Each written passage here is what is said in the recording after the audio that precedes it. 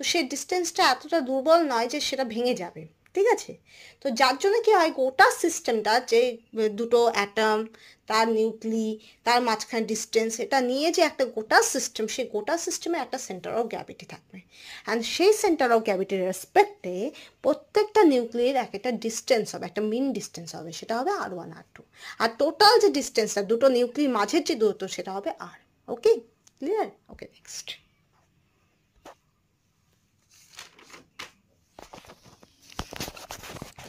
এবার দেখো,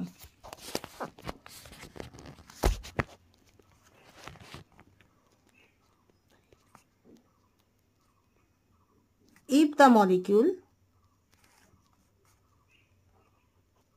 আমি কিন্তু রিজিড ওয়াটার দিয়েই বুঝাচ্ছি, হ্যাঁ, কারণ রিজিড ওয়াটার দিয়ে বেস্ট এক্সপ্লেন হয় মাইক্রোস্পেকট্রা। তো if the molecule rotate